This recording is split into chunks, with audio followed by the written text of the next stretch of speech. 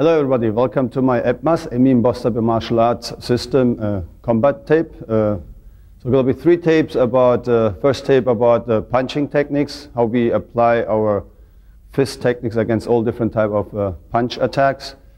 Tape 2 is mainly about kicks and multiple attackers and combinations like Thai box, kickbox kicks, how we defend ourselves. And the third tape we will show you about tackling or shoot fighter type attacks, throws.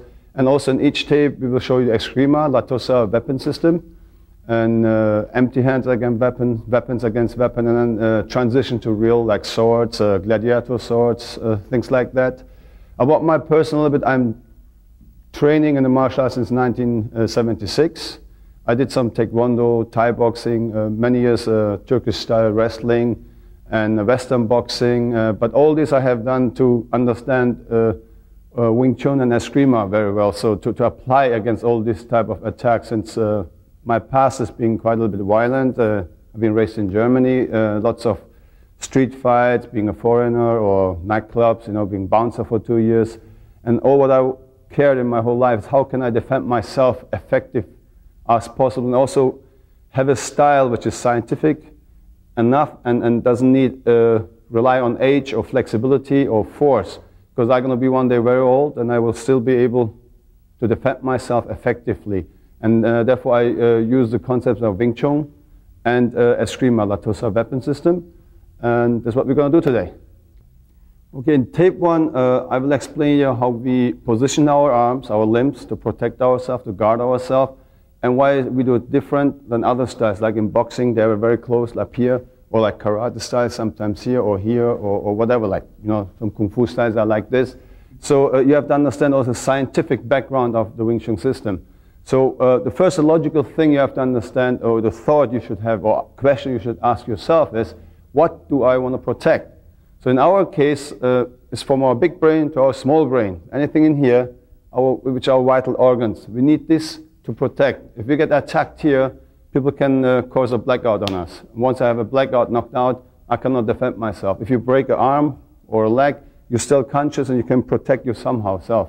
So now, once we know which area we want to protect, so we need to find the center. So to position our limbs there to equally to every side, to the front, to the left and right, have the same distance with our limbs to protect it. Now, for that, we need geometrical measurements. Let's say, to get the center, we need a vertical midline, in that sense, to have 50% to divide left and right. So we'll be here. And then we need a horizontal midline, so it divides exactly here. The cross point is our center point. From here, an imaginary line goes straight forward. This is our center line. So once we have these three lines, we create 3 dimensions, right? So from left to right, we have the width. From low to up, we have the height, and from here, this is your depth. If we position our limbs like this, now you see we have the highest and lowest point, it's our height. From elbow to elbow is our width, and from fingertip to our elbow back is our depth. So you have a 3-dimensional protection shield. Okay, so time is the 4th dimension. The time we use if the opponent attacks, we move in. So we shorten the time of the impact, and said if I would stay here, the impact would be on my face, or here. If I can't have the contact with the opponent's punch here, it's too late for me to deflect it or move myself away from him, or use his force to move myself away from him. But if it's here, by me moving forward, I create pressure. So if he's stronger, my arm tries to intercept, he creates something like a spring type of effect. So my arm becomes very flexible, so I can borrow the opponent's force. So therefore time really makes me to get the impact much up here. So the sense of touch of my arms has time enough. It's a direct reflex to feel where the pressure of the attack goes. So in our system, we don't care really about what type of attack he does. We care about angles. It's a back fist, like a diagonal angle, or circular hooks, or swing, or straight, like a jab, or a straight punch, or like a karate punch. Really doesn't matter, or a Wing Chun punch. So we have only these 3 types of angles: circular, diagonal, and straight. So here I'm going to demonstrate you a little bit the Wing Chun punches. So Michael, can I have you? So very, very simple. If Michael would give me a straight attack, so I would not punch like this. Okay? Or I would not punch like a boxer, or maybe this side. So if he punches with the shoulder, I punch with the shoulder, what you see is mostly this one. I hit you, you hit me technique. Therefore, you look sometimes very handsome. You know, you cannot fight like this. The idea is, because Wing Chun is being created for the average person. If you go back, the founders were 2 women. So they're not built strong, so they cannot afford to take a punch. So in my case, or Michael, we're professionals, so we train. But still, for the average person to have the chance relatively in his own environment where he every day goes out after work, he wants to protect in his own environment himself. So we're not teaching people to fight, let's say, Mr. Mike Tyson. Because if he wants to do that, he must train every day, 3 hours in the morning, 3 hours in the afternoon. So no break. Different food, different schedule of his life, but then he's professional again.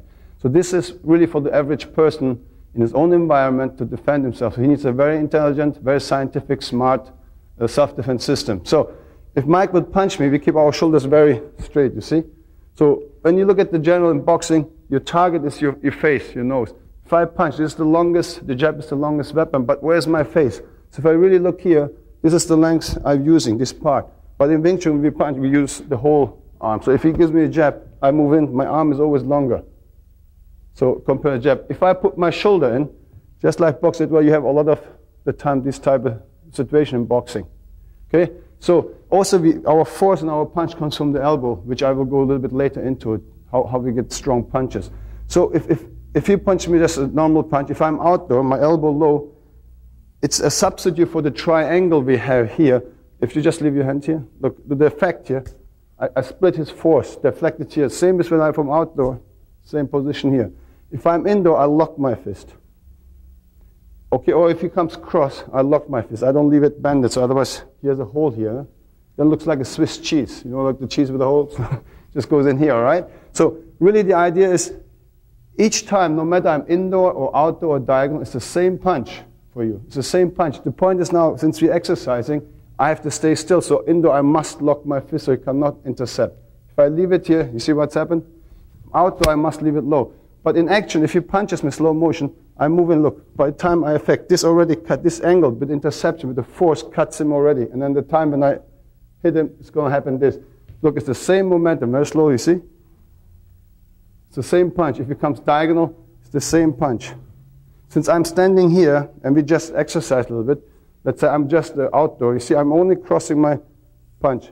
So the idea is really I'm doing the same punches. If I would do here and chain punch, you cross, same. See? So I'm not trying to punch his limbs. I don't care about his limbs. In our idea, this is a general in here. That guy wants to hurt me. This is his tool. This is his soldiers. So I don't want to start the punch like this. A lot of people do mistakes. They punch against the limbs. So when he comes, I really go in. I don't care about he has a fist there or not. See? In this case, I'm outdoor. It could be I'm indoor. Then I lock in because I don't want to stay here so he doesn't get in here. Punches. See? So if I'm keep punching, if I outdoor slowly, so you see? Now I have to lock. If Michael doesn't lock, so this means I can intercept totally in. So therefore we just do, since we're posing here right now, not really fighting. Also what you learn once you have learned these punches, is also to learn the balance, forward and backward. So if I do this, you see? So this is very, very difficult. A lot of people just punch in the air. You need to do lots of partner exercises where you can emphasize force. A lot of people do lots of aerobics, as I mentioned. They punch here, make steps. It's all fantastic. Drills are good to get a very good coordination. But more important is also put force. You have to deal with force, how you can absorb or deflect the force. And the last thing in any exercise we do here in our system is anger. Because a lot of martial artists don't practice that last issue what's happening in the street is anger. Because this is a component you cannot calculate. Even a small person is angry, he can knock out a very big person, because if he has the willpower, the anger, you never know how big that anger is. So we try to put this in. Okay? The only thing we don't do is punching for real. So also to exercise this, later on we put our foot forward. It's the same thing. This is basically just control. Let's say he's a boxer and jabs me. I can control his legs. So I can control or cross the other way around. So just, no, it could be a kickboxer, not just a boxer. Maybe he wants to move in and do something. So I can be safe, he doesn't kick me. Or I'm here, he doesn't kick me. If you see a lot of martial artists, if you're going, and then bang. Okay, you see lots of these things that come with the knees. So this is also preventing us. We have the absolute control over our opponent. So if you just step with this, maybe it's better for the angle. See? So I want to do this and hit him maybe, or just with a punch. Okay, so I can control him. If he wants to kick me here, I can see what he does or feel what he does. So all in Wing Chun has to do with sense of touch. It's very, very important. So what I'm going to let you do is to watch a little bit when Joe and Michael does this with the steps, just chain punches, no kicks. So just do it together, just the punches first program. Okay. Start slowly and then go a little bit faster. So here you can see if he doesn't lock his elbow inside, so Michael rushes in. We just practice normally. Try your best. Okay. And if the force is too strong for Joe, he can switch around with his legs. Just angle. So you start to get flexible. So your balance to the left, to the side, to the front is stabilizing here. Okay, stay more in the middle. Yes. Another thing is, after this, you see how much he has to deal with the balance, going left, right. Okay? And the most important thing is you don't try to get here in the problem that to hit the guy's limbs. Always hit this computer, always hit his head. Okay, thank you. So another thing is force. Also, when we just do this, and let's say Michael is indoor, and he tries to really lock his elbow. So I use my elbow force. I'm very, very relaxed. If I punch, this is very soft here. It's all our force comes here. My fist is very soft. It's like a little bird here. You don't want to squeeze to death or don't let it go. Just keep it very relaxed. Also, when I punch, it's all is here. It's not. We don't punch with the fist. Like in boxing, they punch with the fist. We punch with the elbow. If I leave it here and then push my elbow in, you see, that's the force comes from here. So we use 3 joints: our wrist, elbow, our shoulder. If you look at my shoulder, it's pulling even back.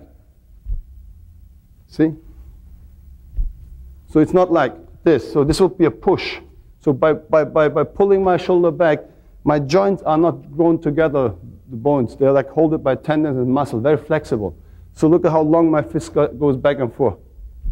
So even I don't touch, and I'm not going to open my fingers. So I'm that far away from Mike.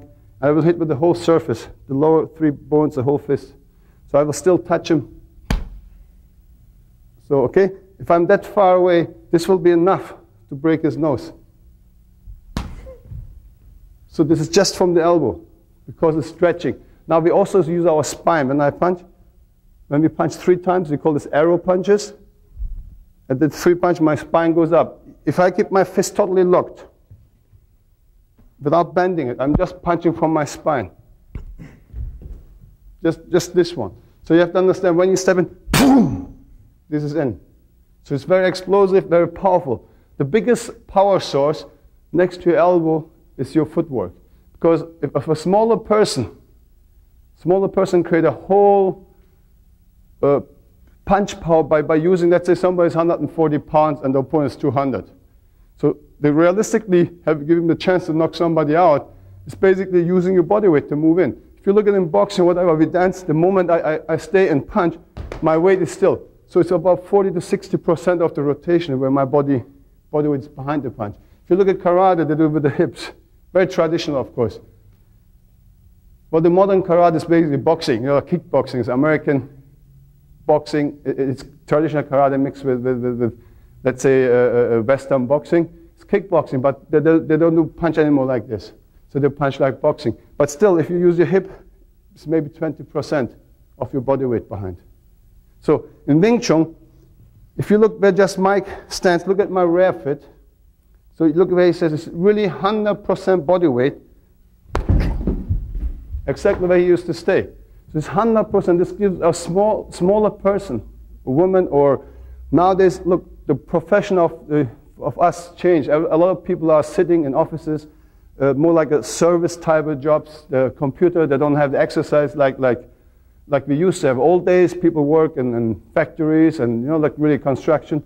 More and more people sit at homes and offices. So the physical thing changes, and people don't have the time, maybe 2 times a week, for 1.5 to 2 hours to exercise. because they have family, that they have other hobbies, whatsoever. Traffic to get from home to your job takes you about 12 hours, 10 hours. If you work 8 hours, 1 hour lunch break, you need 1 hour ride. In LA, you need 2 hours ride with traffic. So you have to understand the whole thing. So people have maybe maximum 3 times a week, mostly twice, because they have other things. They have girlfriends or whatever, girls have boyfriends, whatever. So we have to think all these things. And this person wants to defend himself or herself. So very, very important to have a realistic time frame, a realistic system, scientific, enough to make the physical abilities to use it to defend himself. So when I do the same thing, I'm going to be very easy. So when I step in here, or even halfway, it's enough power, boom, to make him go down. But if you do it explosive with 3 punches, okay, it's very, very difficult. Also to deflect punches, we don't use blocks at all. Let's say even if Michael would block me, so if I do a single punch, maybe, okay, in very traditional karate, as an example. So it is okay. But again, here is prearranged. The sensei tells the student, give me number 1, I give you number 2. Mathematically, he would do number 3. The sensei would lose, but I cannot have it. Okay, I'm the sensei, I have the black belt guy. So I cannot lose the fight, right? See, there's the 1, I do 2, and I stop, hey, and then I win. Very traditional, I understand. Don't misunderstand, I don't want to put any other styles down. It's the idea to understand science, mathematics, to understand leverage, force, relation of force. All these things are very important. I respect all the other styles. But again, I'm concerned about my safety. I don't want to practice anything which brings me or my students in danger. Let's say I explain you 3 dimension. Look, this is 1-dimensional. See, just to left to the right, or up to the down, or down to up. So this means I open myself up, please punch my face technique. So I consciously cannot teach this to my student. You must understand this. This could be any style, you can put a name. I really don't care. You can, what I teach, put Amy Bostebe in front or call it whatever you want. Important is, for me, it's very important that my student get the best so they can defend themselves, okay? So, and also we don't teach this for tournaments. Okay, this is really for protection. So let's say if Mike would give me any type of an attack, we would not stay here and pose. So the person, a smaller person doesn't have the time, like we box and you jab me, I take that punch, I jab him, he takes that punch. How many punches you can take? If you're a professional boxer, you train to take punches. That's why, again, right, you look like this. So in Wing Chun, we don't. That's why our head is very far back. So we want him to come and step for me. Also strategy or tactics about distances, very, very important. So of course, I'm not going to stay here and let him hit me. Okay? I'm here. If he's far away, I can even afford to this. He cannot attack me. So I want him to make the step for me. For Michael to attack me, he needs to step in. So his first step is a preparation, maybe for his jab or right, whatever. So if he steps first, my step is straight and attack. So he makes a step for me to intercept. I just say, thank you very much. Now, after that, let's imagine I'm smaller. So I must have much more technique and much better punches to overcome him. So if he comes in, so I have no other choice than to give machine gun punches, okay? Or chain punches, we call it. So just go in, because it's only 1 round. Okay? So what I'm going to do is, we'll be right back with you, and I'll show you some combinations, signal against uppercuts, hooks, all this type of, or long fist kung fu, you know, like this type of things, and then we do combinations. And then we do a little bit more free, so you see how Wing Chun is applied to them. Okay, I show you just a few examples how you can train coordination, cardio, combination, speed, power. But this is few. We do this on a double-end ball, so your muscles adjust. You know, a lot of muscle memory is very, very important in fighting. So all coordinations. So here we just show you some stuff which gives you really cardio, gives you speed, gives you power, flexibility, and maneuvering your punches. You know, like when enemy or opponent doesn't stay still, he moves very fast. So you have to be capable to really catch up with him. A good boxer is dancing a lot, so most people are too stiff and too single view oriented. So in Wing Chun, we really don't care where he goes. So Yanis and Joe is going to just show a little bit slowly and go in and steps, and then we show some with the focus mitts as well. Well, enjoy it, huh?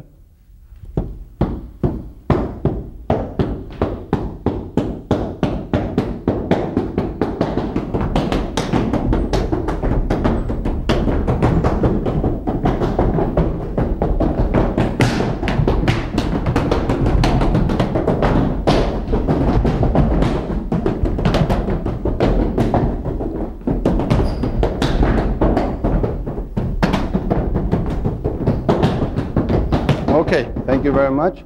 So Michael, if I have you. So the same thing with the focus miss. It's more for really maneuvering, go left, behind. So it's a little bit more speed. You start slowly out. And it's light punches, but the important is that you're very flexible with your footwork. Later on, I will explain a little bit more with the footwork.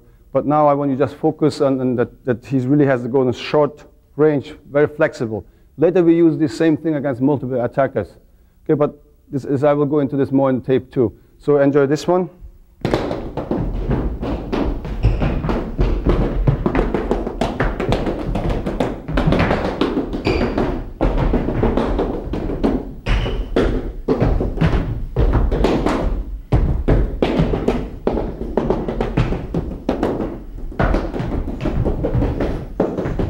Okay, thank you very much. So, as you can see how dangerous he might be with his hands, we also use, of course, our legs, if it's a boxer or whatever, what type, Michael, type of an opponent you have. So, this is always your advantage again. So, if he tries to punch me, I can kick him first, slow motion maybe, move in, or same thing again. See, go all the way through. It's very dangerous. I don't want to be too explosive here. He comes. You can stop him here, or whatever combination. You just went right in there and attack him. So all these I will show in tape 2 a little bit more intensively. So I mentioned something to you about sense of touch. So we have this special method which calls Chizao. Well, people say here it's sticky hands or whatever, like it's pressure. It's all about pressure. What's happened here is really, just imagine one riverbed and two rivers coming and colliding. So the one river, the stronger with the stronger pressure, doesn't immediately take the other one with him. What's happened really physically is when they collide, it's like a fountain, and then the stronger will overlap. But still, the weaker one tries from underneath, much as he can, to push pressure. Doesn't immediately follow, right? So what's happening is here too. You see, if he punches, I punch, I not immediately give in. I still try to go in and intercept. Even he becomes stronger. You see what's happening is he's deforming my arm. It's all physics, all action of force. So if he moves in, he moves, then he rotates me, see? But my pressure still wants to go if he drops his fist. So if he does a little bit more fast, boom, so it continues. Okay, so it's all really physics again. The whole system is scientific. Everything I explain must be mathematically, scientifically explainable to you. Otherwise, it's not real Wing Chun. Right? There are lots of different Wing Chun styles.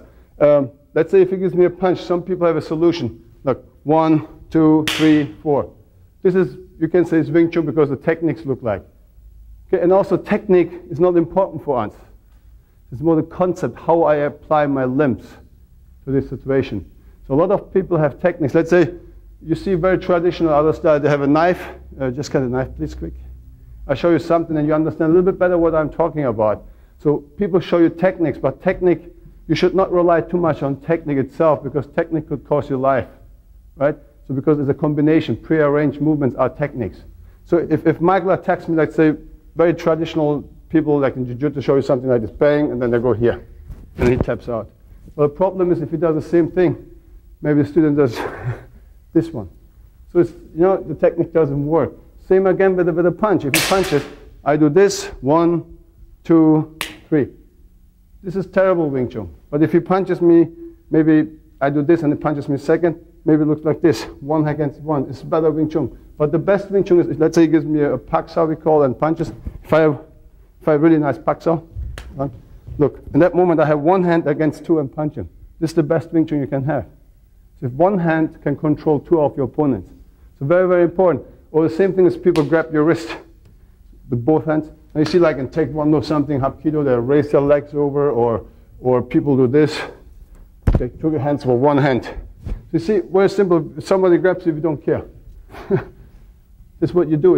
I want you to understand the simplicity of Wing Chun. It's very direct. We don't really care. Or if he really holds me again with 2 hands, this means I actually, with one hand, I have defended already both his hands.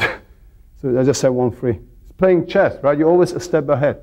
So I want you to understand what I mean by having one technique, another technique. Okay, it's combination. And lots of, like Jeet Kune Do, is all combinations play. They use the word concept a lot. But what does concept really mean? It's all science. You have to go with the science. So Wing Chun is created. Anything after this is just a method. Methods may work, may not, but a system always works. There are internal, external systems. Look, when we do Chi Sao, it's quite internal. It's all Chi Sao movements. But I can use the same movements against external attacks. So when somebody comes in my school, they don't want to fight against chain punches. They don't want to fight against Wing Chun type attacks. They're afraid of against swings, headlocks, pulls, eye gouges, kicks. Very simple things people can do without martial arts. Hey, look, you're in a bar, you're drinking your beer, and somebody goes, hey, what is wrong? Boom, he gives you a headlock. He doesn't need any martial arts for that. This is what you do in school. Or say, oh yeah, you're talking to me, pang. Gives you a straight kick. Any old man, anybody can do that. So what I'm saying is this is the most fear people have. Right? Or just grab your hair. So, or grab your shirt.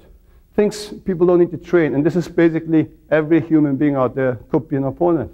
Could be extra dangerous to you, grab you with anything without any prior training before. So this is what people come for. So we apply this. If he gets me in a headlock, boom, I know how to do and defend it. Same concept. If he gives me a swing, boom, it's the same technique. But if a swing becomes a headlock and pushes, so I go behind. So what? So you see, the exercise we do is the same, no matter holding or punching, grappling or kicking. A roundhouse kick or a hook, like look at the swing, punch. Look, pang, pang, pang, pang. So he's giving me a roundhouse kick. Why should I change my concept? Why should I change my concept? So all this mixed fighting stuff, it's good, keeps you fit. But the point is, each time you have to change your concept of the approach. So if it's a kicker, I have to stay like this, or if it's a puncher, it's like this. If it's a grappler, I have to do this. A real fight is split seconds. So fast, you don't have time to change your concept. So you need a concept which goes all the way through. So that's why it becomes a system. Against your own or with your own style to support you, become better. And then mainly, the first thing should be always provide you defend you getting external things, the everyday attacks out in the street.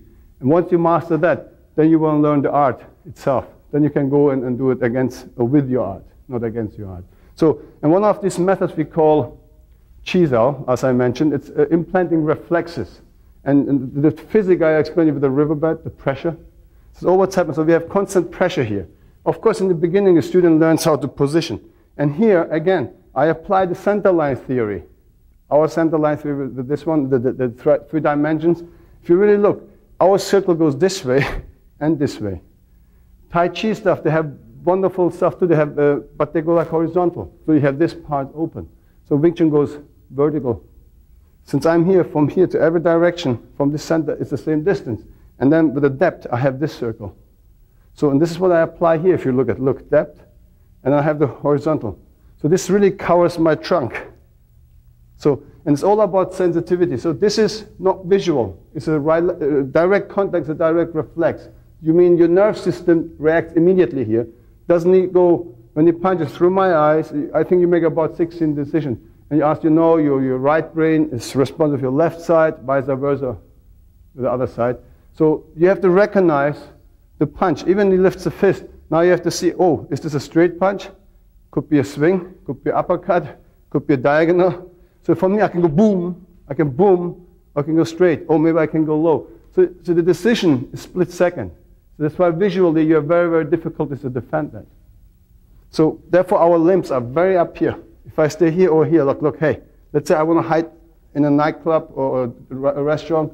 I don't want to look aggressive. Look, the guy pushed me maybe. Say, hey, come on, leave me alone, man. I want to look passive. I want that the people, witnesses, also see, look, hey, this guy's not aggressive. He shows, I don't want to fight. But if the guy comes, I can do everything I want. If he moves in, pushes over somebody, see, I can do whatever I want. So the same thing you learn here. So really, it's all about defending yourself on the street according to laws. We live in a civilized world. So we cannot just go and chain punch people like as you saw earlier. I just cannot go and beat somebody to death. That's not what we're teaching. We teach you also to control your anger too, because this is, again, most thing. Anger is something, if this comes out, my God, take your legs in your hand and run. Okay? So you don't want to just be a monster and fighting people. You want to also learn to control. And again, here, It's all about sense of touch. Here we implant the person, let's say he learns against the pressure. Remember the riverbed I explained here? He pushes, I push. So this is the first, as long as I don't step, if it's open here, it moves in. As long as I don't intercept, and I move in, he doesn't need to turn. If I'm very strong, I can maybe turn him, you see? And then he can lock me down, guide it, and attack me. Of course, I can get out here. I do things. See, once he learns a bunch of movements on sections, then we mix them like a puzzle. So he doesn't know anymore which technique is going to come. So basically, he really relies, once we have formed his body, that he understands to be flexible. You see, just exercise like this, huh? Or exercise like this, you see? Now he's really taking my force, he's borrowing my force. Now I borrow his force, you see? To be rotated. But actually what my limbs really want to do is attack him all the time. So a lot of Wing Chun people use the word passive. It's totally wrong. Look, passive is this. Michael, do this. Don't move. Now he's passive. I just punch him. This would be, we're not passive. We're absolutely active. But our defense movement are unconsciously because we implanted a reflex from moving 1 million times over and over under different pressure. Hard, soft, speed. We put everything on this. Okay, let's say Mike can give me very slowly in the beginning so I understand the movement. He can go fast, aggressive. Maybe he can hit me down with this and punch me with that. Boom! See, all this different type of version makes you more flexible. That's why it's very, very important. We always have the saying like the best teacher is pain. Because if the student mostly don't listen, he's always a smart, He knows everything better. So what's that when you punch him one time, you will see how fast his guard is up there. Okay, if he doesn't listen. But second is this we call repetition. It's very important that you have to repeat a lot, but different type of repeating, not the same boring thing. Okay? And the third is me, because I know something against the pain. If you would listen to me first, it would make me the first best teacher. But since humans always put their brain in, I'm only 3, but I can live with that too. It's fine with me.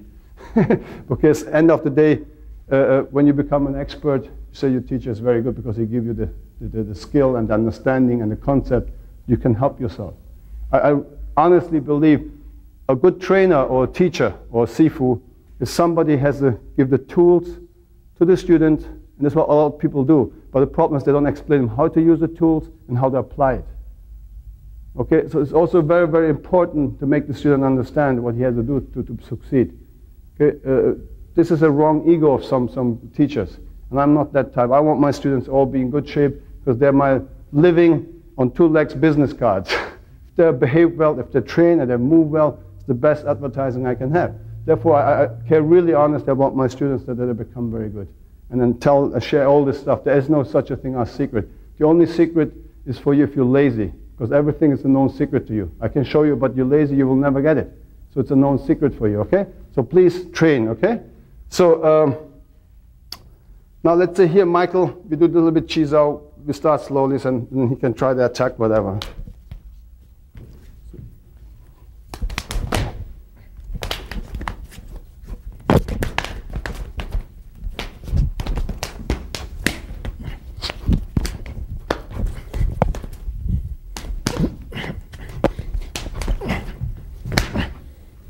You attack me.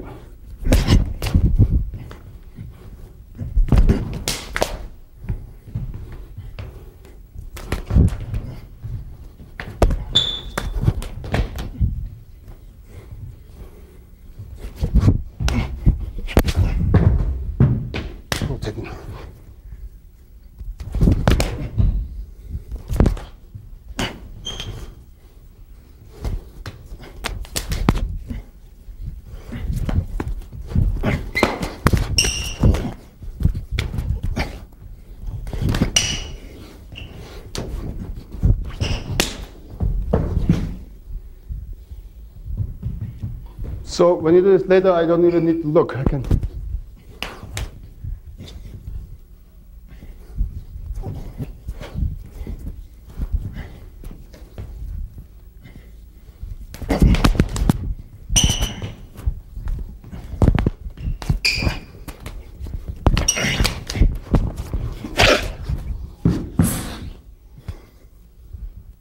Okay, so you can see it really doesn't matter, and you see me very relaxed, flexible. I don't care what he does. This is what you want to achieve. But again, it looks easy, it's very difficult. Because exercise, exercise, exercise. Okay?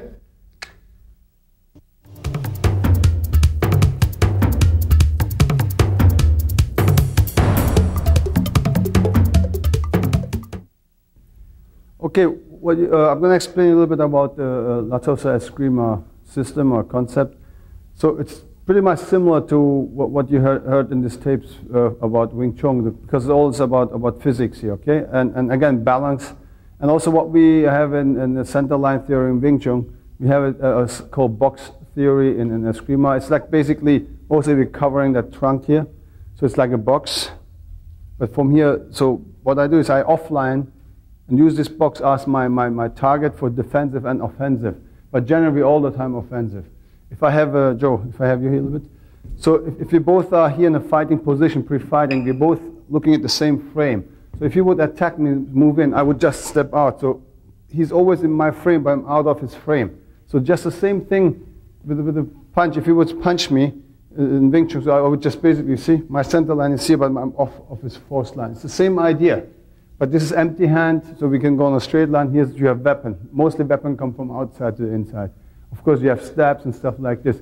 So in general, we have very simple, basic strikes compared to many other Filipino styles of weapon. Grandmaster Rene likes to use the word weapon system because it's transition to other weapons. It could be medieval, from Filipino to any type of weapon. So since his concepts of applying his art is basically use everything possible as a weapon to defend yourself. Okay, we have simple from the center of your head to your shoulder. That angle would be a #1 strike. So just for training purposes. Same side, the other is a #2 strike. The angle like this, #1. Anything here. Lots of other Filipinos they go like they have 24 strikes or whatever. It's like 1, 2, 3, 4, 5, 6. You go like this. Of course, we don't care. Anything in that angle would be a #1. The other side is #2. From shoulder down to your hips is a #3, and from shoulder to the other side is a #4. This we call #5 is any step straight, and the reverse #1 or 2, just the same thing, just reverse. So that's basically what it is. So rest you don't care about an inch higher or lower. So it really doesn't matter. So this is what we try to protect. So this is the whole thing now. We do lots of shadow work, stuff like this, imaginary thing, just to get the feeling. Lots of footwork. But I want to just show you some explosive stuff here. First, empty hand, and then with weapons. So systematically go in. So very simple. If you would hit me very slow motion, #1, boom. See, I would do this. I'm not trying to, to block these things. Generally not like this. I have seen lots of other styles that are blocked even like this. Even like this. It's so strong, you couldn't even hold it. Too dangerous because of the speed and the weapon and the leverage of the weapon here. It's really ridiculous. Or some people really they go like, and I want to twist your arm, things like this. It's just too dangerous, and it's not realistic. However, it's more realistic, just like the concept of a bullfight. You have to avoid the force coming at you. You just step to the side. So if you would attack me, I would be here, crack. So again, it's intercepting. If somebody has a weapon, you want to take his space away. He cannot use it, especially as a stick. Knife is a little different story. Then cutting edge, but. Also, originally, historically, this is the size of a machete, just a safe form of training instead of having a real machete. Because if there's a machete, you have to be really, really fast because you don't want to joke around. Anyway, general thing, if you see something blinking, knife or something, I suggest you take your legs in your hand and run. There's nothing to be bravery or cowardness. This is your life. And even the most stupid kid can kill you and stab you. Okay? And then generally, people carry a knife. They're not going to pull it out like in the movie, say, hey, are you ready? Because they're going to just come from behind and stab you because they don't want to see you to see him as a knife or something, okay? So, however, so if he attacks, I show you something, you can go in and, okay, or whatever, different angle. Whatever, okay, you go in.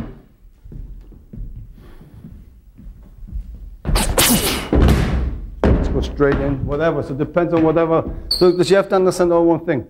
Even the attacker doesn't know what you as a defender going to do on him. So it's always both ways. Even you're afraid, you know he's very good or whatever. He has a weapon, he's scary. situations you're nervous, the situation is scary, but still even the attacker doesn't know what you're going to do. He doesn't know anything about you either, okay?